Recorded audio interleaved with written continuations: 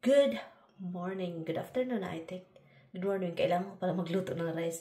So anyway guys, andito ako sa taas. Nagkuha ko ng mga Christmas decor. Nilabas ko na guys kasi nga alam na this, kailangan ko kahit ano na, October, November, diba? So kailangan ko nang magdahan-dahan maglagay ng Christmas light sa labas para naman maaga yung ating mag-enjoy tayo sa ating tawag nito, sa ating decoration. But anyway, so dahan-dahanin ko itong ibaba and ang unahin ko is yung yung ornaments. Kasi yun, ito siya. Kailangan ko niyang anuhin. At yun guys, wala si Tami na naman. Hindi ko alam kung uuwi siya, pero yun, nakapasok talaga yung langaw dito, galing dito sa ating arik. Anyway, dahon natin is talagang nag-change na guys. Ang ganda-ganda na talaga, no? Ang ganda na ng ating mga dahon. Yun, maganda na ngayon sa labas talaga. At, yun, kapoy ning langawan. Nakasulod jud ba? Lagong pa jud. Mag-ana-ana ba? Kapoy kay paminahon ba? Patid, asa mo karang lagong ka. Ang ganda ng paligid guys. Oh, ang init ngayon ba? Mainit ngayon. Kailangan ko nang maglinis sa aming harap ng bahay. Oh. Kasi ang daming dahon. Grabe, may bisita tayo. Hi, Liam. Liam. Sigan. Ang ganda na ng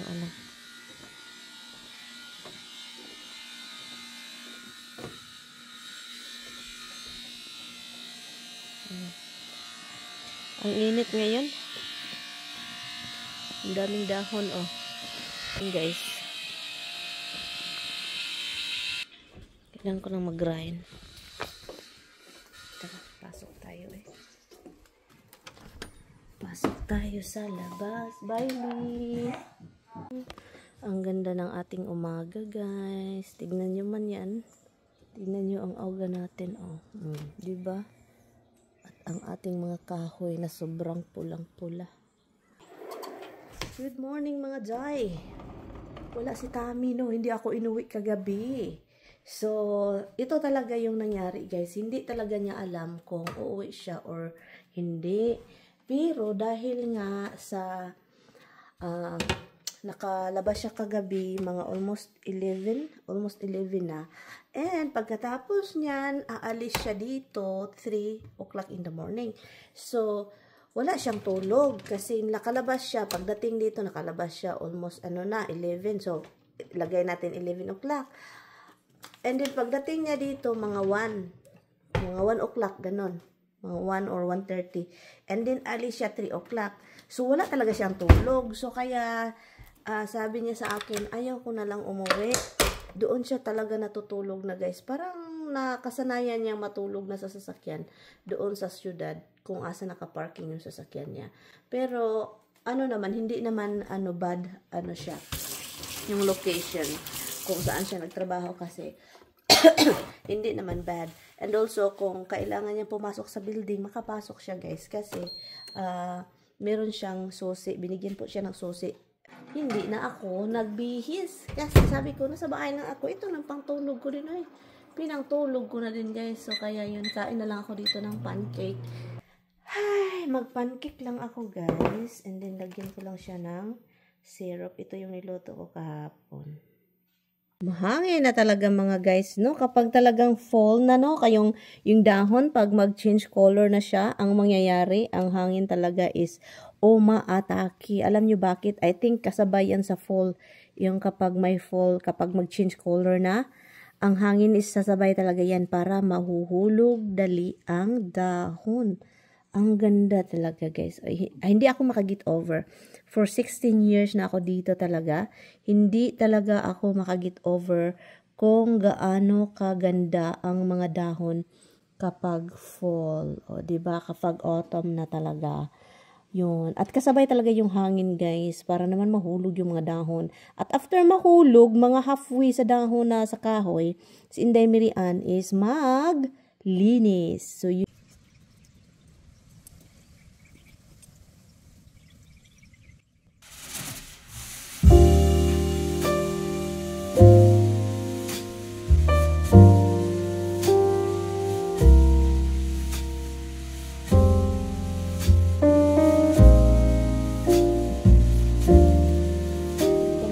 dito ng ano, dyan.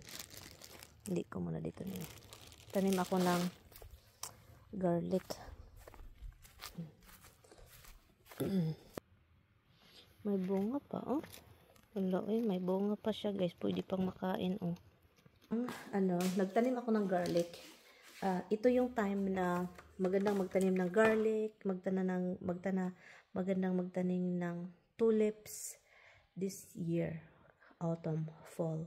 Kasi ano siya, yung parang pag next year spring, tutubo na siya, mag-start na siya, diba? Para siyang bulaklak.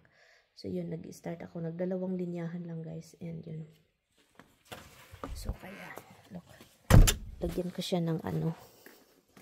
Ang ganda din ng ano, mga ganda ng kahoy. Diba? So, para matulog siya. So yun, guys, hindi pa ako tapos, no. In-stop ko siya kasi gusto ko mag-stop.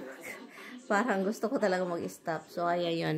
At ang ginawa ko dito is yung ano lang siya, dito blue, and then dyan silver. Pero lagyan ko siya ng mga decoration yung mga binibili ni Bianan. And then doon sa ibabaw is star at saka yung gold na ano. No. Yun siya. Pero look, nagdala pa ako galing sa basement, vacuum. Hindi pa. Wala pa talaga, guys. Hindi ko pa feel continue. Parang paputol-putol. Ang layo pa kasi. Oy, hindi pa nga tayo November, di ba? Pero nakatayo na siya. At least, meron na siyang start. At ano din ako ng maliit na Christmas tree, I think, dyan na area.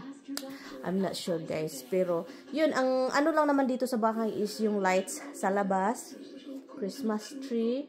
And gusto ko pang maglagay ng decoration. Hindi naman ako ma-decoration talaga yung ano. Gusto ko lang ma-feel yung Christmas. So, yun, parang yun lang yung ginagawa ni Inday Miriana. Tayo dito sa Home Goods, umalis ako ng bahay. And then, mag-Home Goods lang ako. May dollar store pala dito. Home Goods tayo, guys. Look.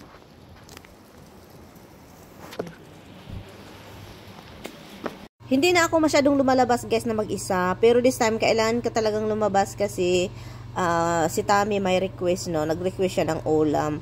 At yun, nag-stop lang ako dito din sa Home Goods kasi talagang magandang magtingin-tingin dito mga loves, yung mga gamit sa bahay, you know. Pero kaso wala man tayong pera. Time, guys, kasi meron ako dito nakitang chocolate. Last year man ata yun. So, hindi ko na siya makita-kita. So, hanapin natin ulit kung makita natin din. Nakalimutan ko na yung mga mukha nun. Pero tignan natin. Ay, ito yun. Oh, ay. Ito yun. Masarap.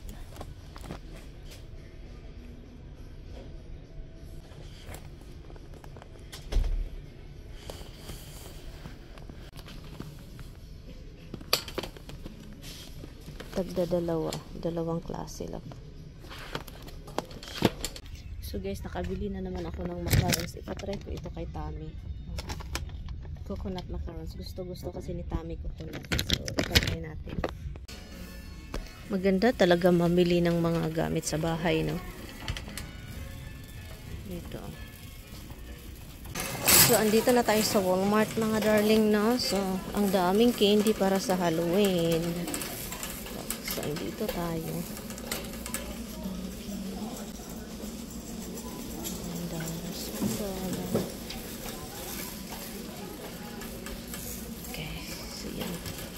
Dito tayo. Meron lang akong bilhin dito, guys. Kailangan ko lang bumili ng pang cutics. Dito. Ang mahal-mahal na kasi ng cutics dito, guys. Eh. So, kaya hindi na ako bumibili. Pangit kasi yung kulay ng ano ko. Magkano?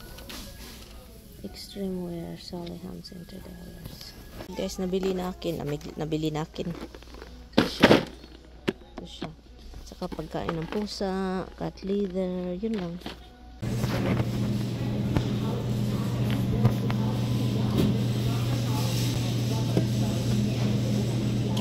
Andito na ako sa bahay. Pasensya na, maingay yung atong vent. Nag-request kasi si Tami, gusto niyang kumain ng pork. Gusto daw niya. Kasi hindi na talaga ako nagluluto ng pork. So, So, sabi ko, magluto ako ng pork, pero hindi marami. Kasi siya lang yung pakainin ko. Kasi hindi na talaga ako, itry ko talagang hindi nakakain ng pork. And itry ko na hindi talaga ako magluto. Si Roxy. Hi, Roxy! Nakatingin lang sa labas. So, hindi na talaga ako magluluto palagi. Kasi tinatry ko talagang pati siya, pina-avoid ko. Kasi yung feeling na, labhan ko to guys, bagong bili. Yung feeling na basta meron kang nalalaman, na gano'n. Hindi ko na-share kasi magkaiba naman tayo. Pero guys, don't get me wrong ha, itry ko na hindi kakain. Pero pag may lechon, kakain ako. Lalo na kapag uwi ako ng Pilipinas. Pero alam nyo na, sa health, at isa pang reason hindi ko na i-ano sa inyo. So, nag-request kasi si Mister na gusto niya adobo. So, itong adobo na to is, ano siya guys? Look, hindi siya talaga yung kasi wala akong mabiling pork belly kasi magusto niya yung pork belly na may mga unod-unod, yung parang pang crispy pata ba yun? Basta yun muna siya pang crispy ganun. Wala akong makita guys, ang mahal-mahal na ng baboy dito. At so sabi ko, na lang, pork chop na lang, mix assorted siya ba. So yun, dalawa lang yung magandang chop doon, pero yung iba is pangit na assorted nga ba. So, yun, kinakat-kat ko siya, pero bago ko siya lutuin ng adobo, or humba, adobo man, gusto niya, pinafry ko siya, para mag-brown. So, yun yung una kong gawin, and then after that, lutuin ko siya ng maraming, ito, masarap siya guys, para siyang humba, pero hindi siya humba, pero lagyan ko siya ng maraming, green bell pepper. Yun, Mister, come on. Ang ganda talaga ng paligid, guys. Oh, grabe, oh. Ang ganda-ganda. Hi, monkey. Come on, Misty In. You don't even go down. Come on. So, maganda itong kaldero ni Biyanan, guys. Ito talaga yung kaldero na gusto kong lutuan. Kasi maganda siya.